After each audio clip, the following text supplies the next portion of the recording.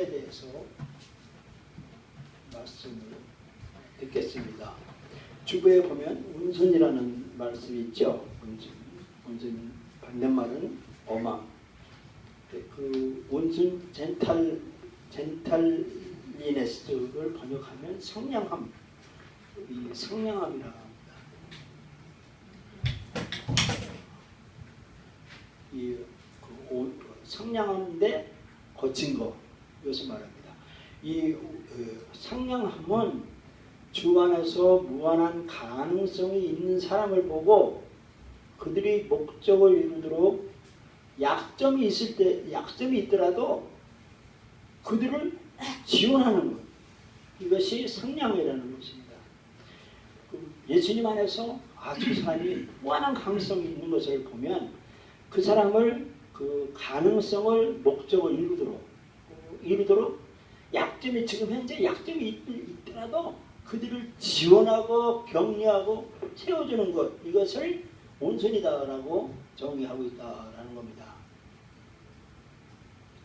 성경에서 그 온유는 그 히브리어로 아나라는 말이랍니다. 그것은 바로 아래로 보고 자신을 겸손하게 하고 기로워하고 자기 비하하고 자기 신을 약하게 하는 것, 이것이 온유다라고 성경에서 말씀해주고 있답니다.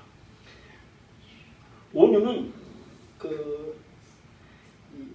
다른 사람의 약점이 있더라도 그들을 격려하고 세워주기 위해서 자신을 징계하면서 자기 자신을 부인하고 나 자신을 아주 욕망을 제어하고 나를 부인하면서 다른 사람을 키워주고 이렇게 되어서 건축시키는 것, 이것을 이 온유다라는 것입니다.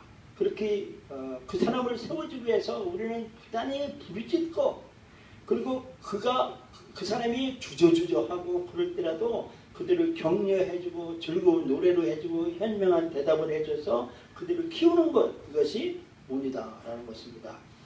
양에 대한 목자의 배려를 그 온유에 대한 성경적 모델이 있는데, 그것은 바로 그 목자는 양에 대해 아주 상냥하게 대해야 된다는 겁니다. 제가 이 동영상을 찍고요, 설교를 들으면요, 얼마나 이 표정이 굳었는지 몰라요. 제가 들어도 제 얼굴을 제가 못 듣겠어요. 소리도 제가 이 녹화한 거를 들을수록 얼마나 그 표정이 굳었는지 제가 참 바꿔야 될 저입니다. 창세기 보면 야곱이 그에게 이르되 내 주도 아시거니와 자식들은 유약하고 내게 있는 양떼와 소가 새끼를 데렸은즉 하루만 과히 멀면 모든 때가 죽으리니 청컨대 내 주는 종보다 앞서갔어 라고 하면서 이 양들을 아주 유약하기 때문에 아주 잘 보살폈다라고 하는 것이 그 양에 대한 목자의 상냥함의 배려다라고 성경에 말씀해 주고 있답니다. 그리고 또 하나님은 자신을 부드러운 목자에 비교한 것을 봅니다. 저도 이제 큰 교회 목사님들을 이렇게 대할 경우가 있어요. 이제 몇천 명 되는 교회 목사님들을 이렇게 악수해 보면요, 그 몇천 명 되는 목사님들 손을 보면 아주 보들보들해요. 그게 뭐냐면 이 일을 안에서 보들보들한 게 아니라 그 안에 성령이, 그 목사님의 성령이 그 안에 역사하셔서 사람을 대할 때 아주 온순하게 온화하게 이렇게 대하는 것을 제가 느낄 때가 있습니다. 이사야 40장 보면 보라 주 여호와께서 장차 강한 자로 임하실 것이요 친히 그 팔로 다스릴 거라. 그러면서 보라 상급이 그에게 있고 보응이 그 앞에 있으며 그는 목자같이 양물을 먹이시며 어린 양을 그 팔로 모아 품에 안으시고 젖 먹이는 암컷들을 온순히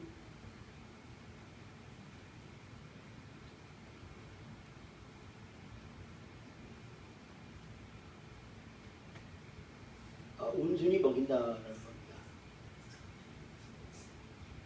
인도하신다라고 말씀해 주고 있습니다. 예수님도 자신을 선한 목자다라고 다시 설명했습니다. 그래서 양을 위한 그 목자의 태도는 뭐냐면 상냥하고 부드럽고 선해야 된다라는 겁니다. 그리고 유모의 심정, 유모 있죠, 유모. 젖먹이는 자를 말하고 있습니다. 데살로니가전서 2장 7절에 이렇게 말씀해 주셨습니다. 오직 우리가 너희 가운데서 유순한 자되어 유모가 자기 자녀를 기르는 것 같이 하였으니 라고 했습니다.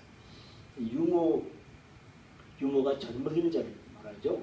젖먹이는 이 사람은 온유함으로 이렇게 자기 자녀를 기른다라는 겁니다. 여기 이 기름이라고 하는 이 기름이라는 말이 양육인데 그 원어는 텔라포라는 뜻인데요. 이것은 그 암탉이 그 새끼를 이렇게 날개 품에 품듯이 그 새끼 닭을 아주 이 날개끼리에 품어서 모으는 것, 이것을 이 기름이다라고 한다는겁니다. 그래서 그 새끼들은 아주 상처 입기 쉽고 또 이 다른 곳에 아주 공격당하기가 쉽다라는 겁니다. 그래서 그 기른다는 것이 양식은 주의해야 되고 음식물을 아주 향약한 걸 먹여야 되고 또 보호받아야 된다라고 말씀해 주셨습니다. 그래서 이 기름이라고 하는 것은 신절을 해야 되고 온화하고 상냥하기 위해서 이 기름을 양육을 말씀해 주고 있다라는 것입니다. 그러면 우리는 그 온화함을 개발해야 되는데 그것은 우리가 그 온유함을 우리가 배워야 되는데 그 배우는 것이 뭐냐면 하나님에게서도 배우는 거예요. 뭐냐면 하나님이 그 온유함을 만들기 위해서 우리들에게 고통을 줘요. 그래서 이 고통을 하나님이 허용하는데 그 고통을 우리 삶에 우리에게 주는 이유가 뭐냐면 다른 사람에게 온유하게 위해서 우리에게 준다라는 것입니다. 그것이 히브리어의 아나라는 말씀인 것인데 마태복음 16장에서 이 겸손에 대해서 말씀해 주셨습니다. 이에 예수께서 제자들에게 이르시되 아무든지 나를 따라오려거든 자기를 부인하고 자기 십자가를 지고 나를 쫓으겠습니다 라고 했습니다. 그래서 이 겸손을 통해서 이 온유함을 개발한다는 것입니다. 예수님께서도 또 이렇게 말씀해 주고 있습니다. 수고하고 무거운 짐진 자들아 다 내게로 오라. 내가 너희를 쉬게 하리라. 나는 마음이 온유하고 겸손하니 나의 멍에를 메고 내가 배우라. 그러면 너희 마음이 쉼을 얻으리니. 겸손을 우리에게 가르쳐주기 위해서 하나님은 아주 강한 시련을 통해서 우리에게 가르쳐준다는 것입니다. 하나님이 우리에게 이런 강한 시련을 겪으면 다른 사람의 아픔을 내가 공유합니다. 그리고 그 아픔을 먼저 경험한 사람은 뒤에서 아픔을 경험한 사람에게 조언해주고 그런 제공을 해준다라고 말씀해주고 있습니다. 우리 노후서에 보면 우리의 모든 환난 중에서 우리를 위로하사 우리로 하여금 하나님께 받는 위로로서 모든 환난 중에 있는 자들을 능히 위로하게 하시는 이시로다. 그때의 고난이 우리에게 넘친 것 같이 우리의 위로도 그때 말미암아 넘치는구나. 우리가 환난을 받는 것도 너희의 위로가 구원을 위함이요 혹은 위로받는 것도 너희의 위로를 위함이니 이 위로가 너희 속에 역사하여 우리가 받는 것 같은 고난을 너희도 견디게 하느니라. 너희를 위한 우리의 소망이 견고하면 너희가 고난에 참여하는 자가 된 것 같이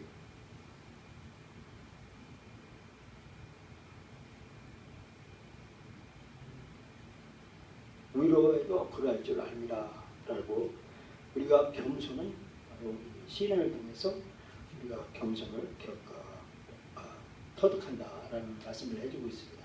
그러면 우리가 우리를 크게 나의 역량을 나의 그 삶의 이 바운더리 삶을 내 역량 크게 하는 것은 바로 온유함이다라고 말씀해주고 있습니다. 다윗 왕이 사무엘 하에서 이렇게 말씀해주고 있습니다. 주께서 또 주의 구원의 방패를 내게 주시며 주의 온유함이 나를 크게 하신다이다 했습니다. 하나님이 다윗을 온유하게 만들어서 다윗의 역량이 통일 왕국에 왕으로 이렇게까지 크게 하셨다라고 말씀해주고 있습니다. 시편에서도 말씀합니다. 주께서 또 주의 구원하는 방패를 내게 주시며 주의 오른손이 나를 붙들고 주의 온유함이 나를 크게 하셨나이다. 그래서 이제 큰 사람일수록 그 온유함이 더 많아지고 더 크게 온유함을 크게 해서 많은 사람들을 위해 포용력 있게 이렇게 양육을 해야 된다라고 말씀해주고 있습니다. 그 부드러움, 우리가 부드러움은 고통과 슬픔이 많은 끝에 시작된다 합니다. 그래서 고통을 많이 겪고 슬픔을 많이 겪은 사람은 아주 부드러워진답니다. 이것은 하나님이 하시는 방법이라는 것입니다. 내가 내 자신에게 죽는다면 우리는 살게 될 것이라고 하나님은 말씀해주고 있습니다. 우리가 풍부하게 남에게 나눠줄 때 풍부하게 받는다고 말씀해주셨고 눈물을 뿌리는 자에게는 기쁨으로 수확을 얻는다라고 말씀해주고 있습니다. 야베스라고 하는 말씀이 성경에 있어요. 오늘날 야베스 이렇게 되어가지고 책까지 나와가지고 야베스의 기도가 아주 대단한 기도로 이 사람들이 복을 받는 그런 기도로 아주 대표적인 기도로 이렇게 우리가 인식되어 있는데 야베스라고 하는 그 뜻이 이름의 뜻이 뭐냐면 그것은 그 아름다운 그 온순의 마음을 가능성을 말해준다고 말하고 있습니다. 야베스라고 하는 그 이름 자체는 슬픔이라는 겁니다. 그의 어머니가 이 야베스 이름을 지어줬는데 그 이름이 그 사람의 이름은 미래를 종종 예측해 준다는 겁니다. 근데 이 슬픔이라고 하는 이름을 지음받은 이 야베스는 하나님께 기도했어요. 내 삶의 초점을 바꿔주세요. 내가 왜 슬퍼해야 되니까 하며 내 이름을 좀 바꿔주세요 하고 기도했는데 그게 뭐냐면 역대상 4장 10절에 야베스가 이스라엘 하나님께 아뢰어 가로되 원컨대 주께서 내게 복을 도하사 나의 지경을 넓히시고 주의 손으로 나를 도우사 나로 환난을 벗어나 근심이 없게 없어서 했더니 하나님이 그 구하는 것을 허락하셨더라 했습니다. 야베스 당시에요 이 국제 정세 또 이 이스라엘 백성들의 역사적 상황을 보면 야베스가 왜 그 슬픔이라고 하는 이름을 그 어머니가 부모가 지어줬는지를 알 수가 있어요. 그래서 야베스라는 이름은 슬픔인데 그 슬픔의 이름을 야베스는 하나님 앞에 기도했어요. 그 슬픔을 축복으로 바꿔달라고 그렇게 기도했다고 하는 것을 성경에서 제시해주고 있답니다. 그래서 이스라엘 하나님께 더 부르짖어서 이렇게 기쁨으로 변했다라는 것입니다. 그럼 우리가 온유함을 얻는 방법은 뭐냐면 야고보에서 볼 수가 있는데요. 야고보가 이렇게 말씀해주고 있습니다. 오직 위로부터 난 지혜는 첫째 성결하고 다음에 화평하고 관용하고 양순하며 공율과 선한 열매가 가득하고 편덕과 거짓이었느니라 그랬습니다.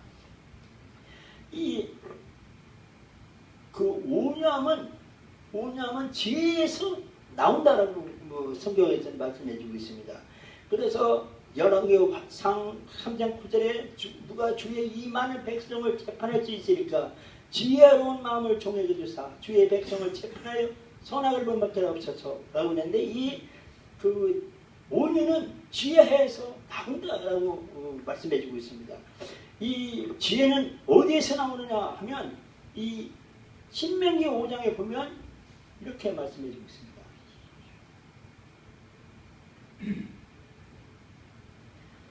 모세가 온 이스라엘을 불러 그들에게 이르되 이스라엘아 오늘 내가 너희 귀에 말하는 규례와 법들을 듣고라고 하는 것이 이것이 세마라는 거예요. 세마. 그래서 오늘날 한국에 이스라엘의 세마 교육, 이 세마라고 하는 것이 이 기독교에 아주 널리 퍼졌어요. 근데 이 세마가 뭐냐면 경청이에요. 경청. 이 경청인데 이 경청을 듣는 데서부터 하나님의 말씀을 듣는 데서부터 오는 결과인데 그것이 순종이라는 거예요. 세마가요. 그래서 하나님의 말씀을 듣고 성령의 인도를 따라서 우리는 그 육체의 욕망을 제어하고 그리고 경험을 통해서 우리의 그 타락에서 이 벗어날 길은 뭐냐면 하나님의 말씀을 듣는 거예요. 듣는 겁니다. 그래서 갈라디아서 5장 22절에 보면 오직 성령의 열매는 사랑과 희락과 화평과 오래 참음과 자비와 양성과 충성과 온유와 절제니 이 같은 것을 금지할 법이 없느니라 그랬습니다. 그래서 우리는 이 온유하는 것은 하나님의 말씀을 먼저 듣는 데서부터 시작된다라고 말씀해 주고 있습니다. 이 온유는 그 온유하는 것은 바로 우리가 태도 또는 이 성품을 도덕적인 우수성으로 우리를 이끈다고 말씀해 주고 있습니다. 그래서 이 지혜에서 오는 즉 하나님 말씀을 들으면서부터 오는 온유는 모든 사람에게 악한 말을 하지 않고 모든 사람에게 평강과 그 사람들을 조화롭게 만든다고 디도서 1장 3장 1절 2절에 말씀해 주고 있습니다. 너희는 저희로 하여금 정사와 권세 잡은 자들에게 복종하며 순종하며 모든 선한 일을 행하기를 예배하게 하며 아무도 해방하지 말며 다치지 말고 모두 관용하며 범사의 온유함을 모든 사람에게 나타낼 것을 기억하라 라고 말씀해 주고 있습니다. 이 온유는 우리가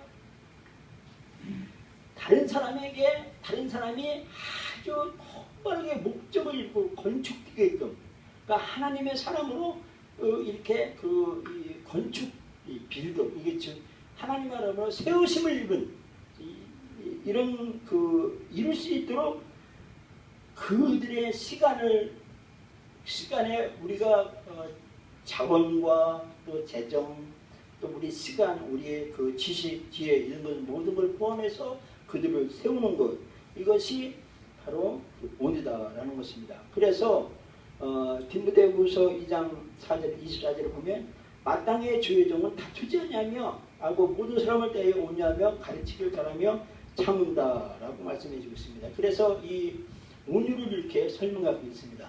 제가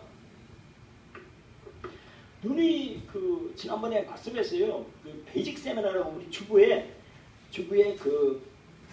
기초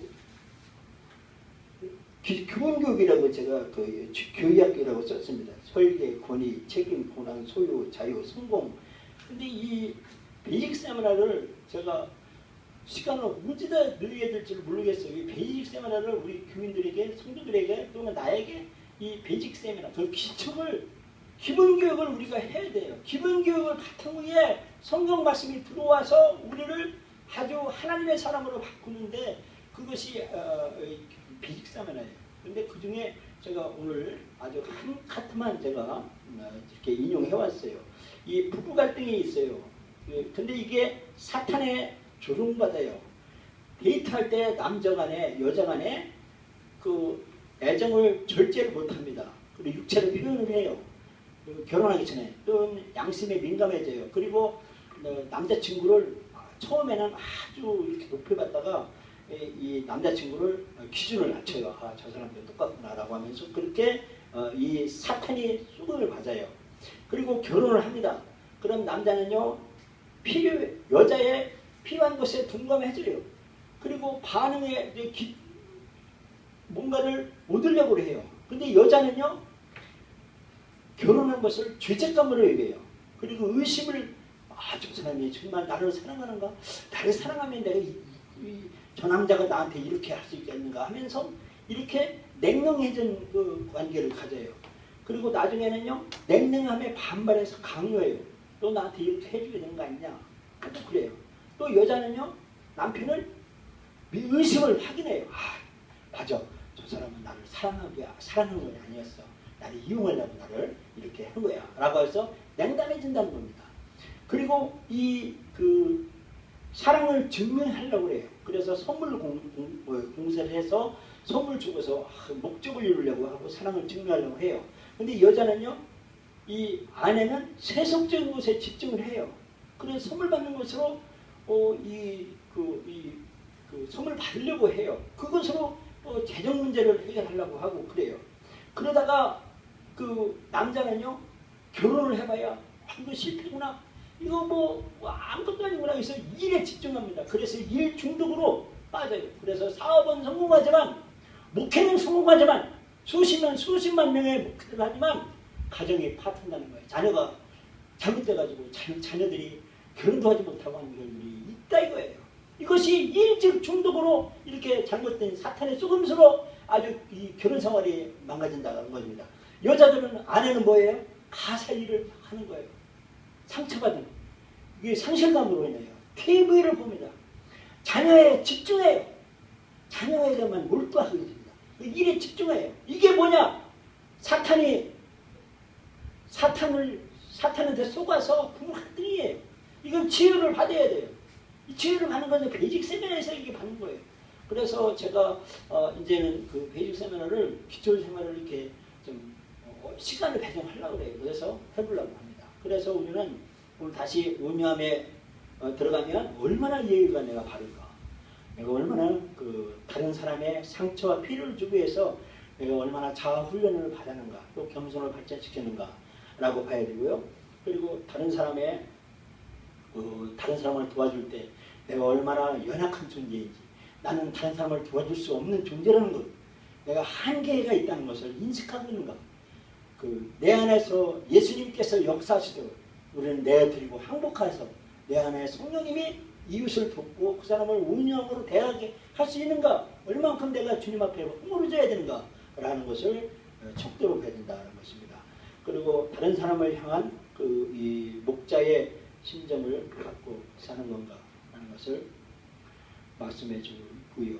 그리고 다른 사람의 그 시간을 나에게 달라고 할 때 짜증내고 왜 내 시간을 뺏는가라고 이렇게 반대하고 하는 것은 고쳐야 할 것이다 라고 말씀해 주고 있고, 그리고 내가 싫어하는 사람, 그 사람에게 악한 말을 내가 하고 있는가, 그리고 내가 성숙한 만큼 다른 사람을 가르칠 수 있는 방법을 찾을 수 있는가, 그리고 다른 사람에게 실망하지 않도록 유순한 대화, 온유한 대답을 할 수 있는가, 그리고 그들이 나와 같이 똑같이 예수님 안에서 성장하며 하나님의 목적을 이룰 수 있는 가능성이 있는가, 이것을 점검해 봐서 이제 한 주간에 온유함을, 온순함, 상냥함을 가지고 실천해야 돼요.